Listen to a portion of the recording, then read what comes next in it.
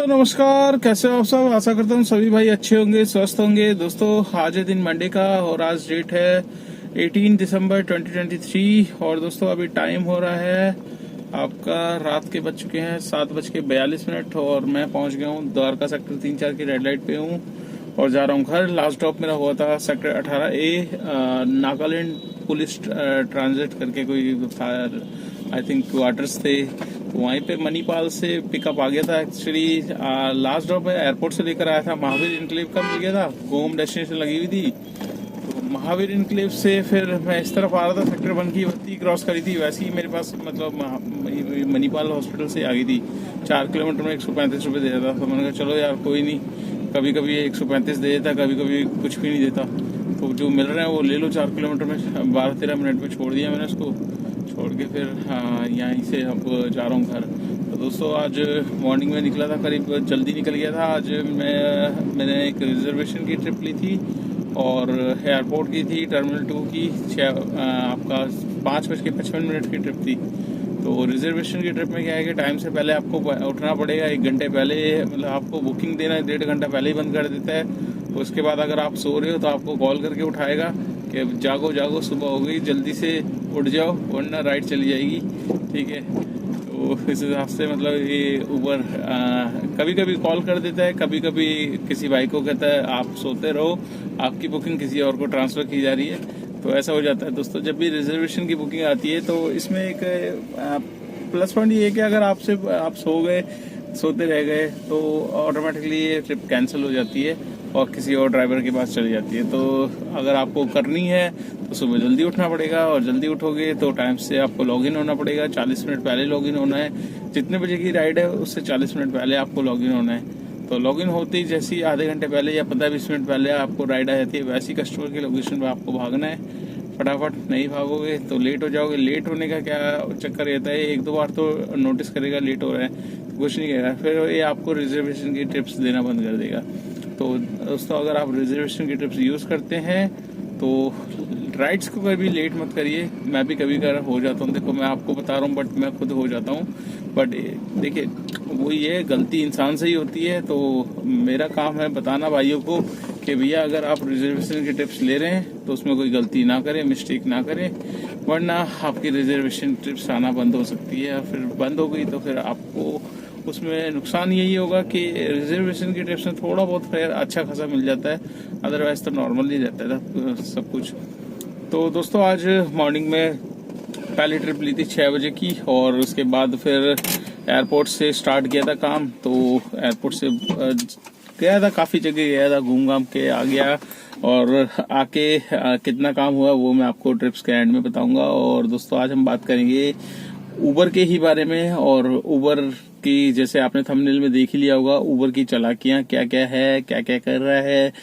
दोस्तों आज हम बात करेंगे उबर के फेयर के बारे में, उबर किस तरीके से फेयर दे रहा है और क्या जो जैसे हम पहले उबर चलाते थे उस तरीके का हमें फेयर मिल रहा है, तो उसके बारे में हम बात करेंगे। दोस्तों आजकल हो गया कंपटीशन बहुत ज्यादा तगड़ा।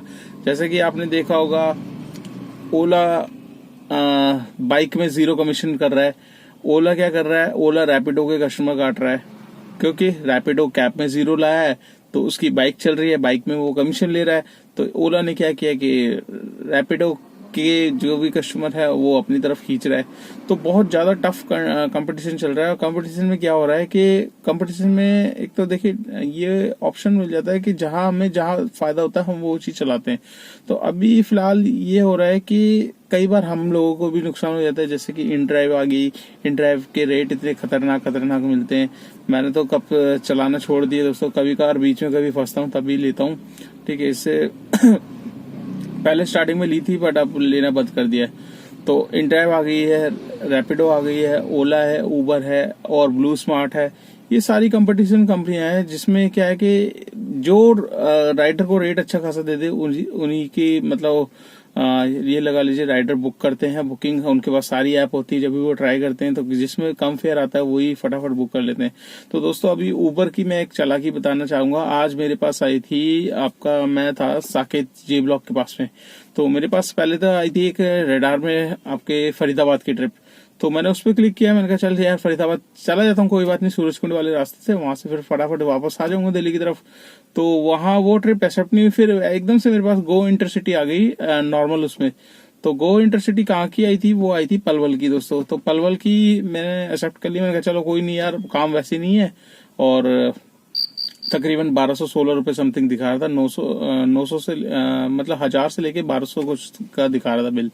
तो दोस्तों जिस राइडर की थी मैक्स हॉस्पिटल से पिकअप था, और उसको मैंने कॉल किया, कॉल करके मैंने बताया भैया पलवल की आपकी राइड्स है, इंटरसिटी की है, इसमें टोल टैक्सेस, स्टेट टैक्सेस, जो भी पार्किंग वगैरह है, जो ये सारा अलग होगा आपका फेयर से, एज पर ऊबर पॉलिसी। अगर आपने नहीं पढ़ी तो आप ऊबर की पॉलिसी भी चेक कर सकते हैं, ठीक है, जब आप बुक करते हो तभी आपको शो हो जाता है। तो उसने कहा भैया मेरे को सब पता है, आप आ जाओ। मैं कहा ठीक है भाई। मैं राइडर की लोकेशन में मैक्स हॉस्पिटल से पिकअप उठाया दोस्तों। अब ये चालाकी एक तरीके से समझ लो राइडर कर रहा है, और एक तरीके से समझ लो ऊबर भी कर रहा है, दोनों ही मतलब ड्राइवर का एक नाजायज फायदा उठा रहे हैं। वो ऐसा कि दोस्तों जो रूट्स दिखा रहा था मेरे को, उस रूट से राइडर ने मना कर दिया था, कहता है भैया वहां से जाओगे तो लेट हो जाएंगे, आप मैं जो रूट बता रहा हूँ आप उससे ले चलो। मैं कहा जी चलो ठीक है।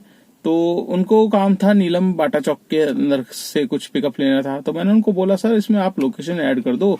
तो कहता भैया इसमें लोकेशन ऐड हो नहीं रही है अब मेरे फोन से, और मैं करके देख रहा हूँ पर जो डल गई है वही आ रही है। तो मैंने कहा ऐसा कैसे हो सकता है, मैंने कहा ऐड का, कह रहा है ऐड का ऑप्शन नहीं आ रहा। तो उसमें मैंने खुद देखा फोन में, मतलब चेंज करने का ऑप्शन था। तो मैंने कहा चल मैंने फिर यही सोचा, मैंने कहा चल यार कोई नहीं, अब हो सकता है फेयर अपने आप ही अंदर चले जाएंगे तो बढ़ जाएगा। तो दोस्तों वही चीज मेरी एक गलती हो गई कि फेयर को ये सोच के मैं मतलब लेकर गया कि बढ़ जाएगा। और राइड आई थी 55 किलोमीटर की दोस्तों, 54 किलोमीटर की राइड थी, 1 घंटा 52 मिनट का टाइम दिखा रहा था जब मैंने स्टार्ट करी थी। और मैप दिखा रहा था आपका खानपुर साइड से लेके सीधा बदरपुर बॉर्डर से एकदम सीधा सीधा। बट उसके साथ में उसके पिताजी थे राइडर के, उसको काम था कुछ उठाना था सामान। तो अब वो ये ना राइडर थोड़े से आराम से बात करने लगे, तो उसी चीज में मैं एक्चुअली कंफ्यूजन यही हो गया। मैंने कहा मुझे लगा कि भाई रूट अगर चेंज हो रहा है तो ऊपर नीचे बिल शायद ठीक ठीक हो जाएगा अपने आप ही।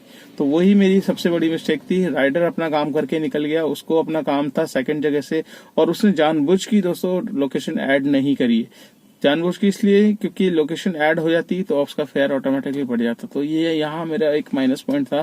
देखिए पर कहते हैं ना गलती करके ही इंसान सीखता है, तो ये गलती मेरे से हुई है तो आपसे ना हो जाए।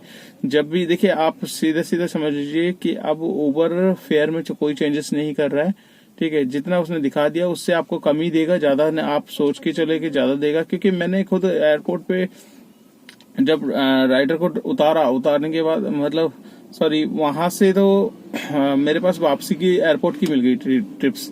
तो पलवल मैंने छोड़ा, मेरे को सिर्फ 844 रुपए मिले दोस्तों। आप 65 किलोमीटर के मान के चलिए, और 2 घंटा 52 मिनट मेरे को टाइम लगा। मतलब 10 किलोमीटर गाड़ी एक्स्ट्रा चल गई, 1 घंटा ऊपर हो गया, कोई फेयर एक्स्ट्रा नहीं बढ़ा। कस्टमर सपोर्ट में बात करी, कस्टमर सपोर्ट वाला कहता है जी जो रूट्स दिखाया है आपको उसी रूट्स पे चलना पड़ेगा, क्योंकि उसी रूट से प्राइस तय किए गए हैं ऊबर ने। अगर आप चेंज करते तो ये आपका फॉल्ट है, और फेयर नहीं बढ़ाए जाएंगे। ऊबर अगर आप ऐड कराते तो वो फेयर ऑटोमेटिकली उस फेयर से और ज्यादा एक्स्ट्रा हो जाते। तो यहाँ पर दोस्तों मैं आपको समझाने की यही कोशिश कर रहा हूँ कि आप अगर इंटरसिटी या कोई भी ट्रिप्स नॉर्मल भी रहते हैं और राइडर अगर रूट चेंज करने को बोलता है या कहीं और से कुछ पिकअप लेना है तो उसको ऐड करिए। क्योंकि हम यही सोचते हैं कि यार रूट्स हम लंबा ले रहे हैं, छोटा ले रहे हैं, प्राइस नहीं बढ़ रहा दोस्तों। अभी कंपटीशन इतना चल रहा है, ये बस ये लगा लीजिए कस्टमर जो इनके राइडर हैं वही भगवान है, ड्राइवर कुछ भी नहीं है, ठीक है। ड्राइवर तो बस गाड़ी अपनी घिस रहा है, ठीक है, उसको उसकी मेहनत का पैसा भी नहीं मिल रहा। तो मेरे को बड़ा अजीब सा लगा था पलवल में जब छोड़ा। बट ये था कि मेरे को सडनली उसी टाइम वहीं से 2 किलोमीटर दूर से एयरपोर्ट की ट्रिप मिल गई। 757 रुपए में 71 किलोमीटर गाड़ी चलाई दोस्तों। तो 100 रुपए का मैंने एमसीडी ले लिया था, 800 850 रुपए उसमें मिल गए मेरे को। मैंने कहा चलो कोई नहीं, जितना होता है उतना कर लेते हैं। पर यह है कि आगे के लिए एक सबक है कि भैया आपको अगर ट्रिप्स में कोई भी चेंजेस हैं, कोई राइडर कहीं भी ले जा रहा है तो उसको ऐड करने के लिए बोले, वरना आपका फेयर जो है वही बना रहेगा, कोई एक्स्ट्रा आपको मिलेगा नहीं। और खासकर दोस्तों इंटरसिटी में अगर हो रहा है तो दोस्तों उस बंदे ने अपना टोल भी बचाया। टोल पलवल का था 115 रुपए का, वो पीछे से घुमा के लेकर गया, उसमें 2-3 किलोमीटर गाड़ी एक्स्ट्रा चली, मतलब टोटल 10 किलोमीटर गाड़ी मेरी एक्स्ट्रा चल गई। और जहाँ 2 घंटे में छोड़ना था वहां 3 घंटे लग गए, और राइडर का कुछ भी 1 रुपया भी नहीं बढ़ा फेयर के नाम पे। तो दोस्तों आगे से ध्यान रखिएगा, मैं तो रखूंगा, आपको भी रखना है कि ऐसी ट्रिप्स अगर मिलती है तो उसमें कुछ भी काम है तो उसमें ऐड जरूर कराइए, वरना आपकी देखिए गाड़ी ज्यादा चलेगी और कमाई होगी कम। तो आशा करता हूँ ये वीडियो आपको अच्छी लगी होगी। और आज का मैं काम आपको बताता हूँ, आज का मेरा काम कितना हुआ है, कोई ज्यादा खास नहीं, जितना होता है उतना मैं बता देता हूँ आपको। तो दोस्तों आज का काम आपको दिखा देता हूँ। यहाँ पर आप देख सकते हैं 3152 रुपए का मेरा आज का काम हुआ है। थोड़ा सा ठीक हो गया है काम, और इसमें 2 एमसीडी टोल है, एक मतलब दोनों पलवल के, एक हरियाणा का स्टेट टैक्स ले लिया था मैंने, और एक एमसीडी ले लिया था, तो 200 रुपए अलग है। तो 3100 कुछ ये और 200 अलग, 3300 कुछ का काम हो गया है। टोल को हटा लेते हैं, 3100 तक की बात करते हैं। तो दोस्तों 3100 में जो मैंने सीएनजी डलवाई थी, सुबह डलवाई थी करीब 380 रुपए की, उसके बाद फिर मैंने शाम के टाइम डलवाई 4 बजे करीब 330 रुपए की, उसके बाद मैं अभी डलवा के ला रहा हूँ 336 रुपए की। तो 336 की ये नहीं काउंट करते, पूरी की पूरी हो गई है। अभी जो डलवाई थी 380 और 380 की और 330 की, तो 400 और प्लस 700 800, और पहले की भी थी तो 100-200 की, तो 800-1000 रुपए तक की सीएनजी में से जो मेरे पास बचे थे, 2 पॉइंट बचे थे, 2 पॉइंट में 300-600 तक की पूरी हो गई है। तो तकरीबन मेरे पास जो सीएनजी कंज्यूम हुई है वो 700 रुपए तक की दोस्तों सीएनजी लगी है मेरी, और 700 रुपए की सीएनजी लगी है, जिसमें से काम हुआ 3100 कुछ का। तो 3100 कुछ रुपए हटाएंगे 700 रुपए में से, तो बचेंगे आपका 2400 रुपए। 2400 रुपए में से 300 रुपए निकालेंगे गाड़ी की maintenance, fitness, permit, insurance, tyre घिस रहे हैं, 100 रुपए का पेट्रोल, तो 300 और निकाल लेंगे तो बचेंगे 2100 रुपए। तो आज की नेट इनकम है दोस्तों 2100 रुपए की, इसमें मेरे को किसी को कुछ नहीं देना। हाँ, अगर आपकी नई गाड़ी है तो आपको गाड़ी की ईएमआई निकालनी पड़ेगी, गाड़ी की अगर ड्राइवर हायर किया हुआ है तो उसकी भी सैलरी निकालनी पड़ेगी। तो ये सब दोस्तों खर्चे हैं, और आपको थोड़ा सा मिल गया होगा नॉलेज कि भैया अब उबर और ये सब बहुत कंपटीशन में हम लोगों की वाट लगा रहे हैं। तो आप भी थोड़ा सा ध्यान रखिए, इस तरीके के रूट्स अगर मिलते हैं, कोई राइडर आपको बहला के ऐसे लेके जाता है तो कृपया मना कर दीजिए, ऐड कराइए लोकेशन, ऐड नहीं कराओगे तो आपको ही नुकसान होगा। तो दोस्तों आशा करता हूँ ये वीडियो आपको अच्छी लगी होगी। वीडियो अच्छी लगी तो लाइक कर देना, चैनल पे फर्स्ट टाइम है तो चैनल को सब्सक्राइब कर लेना।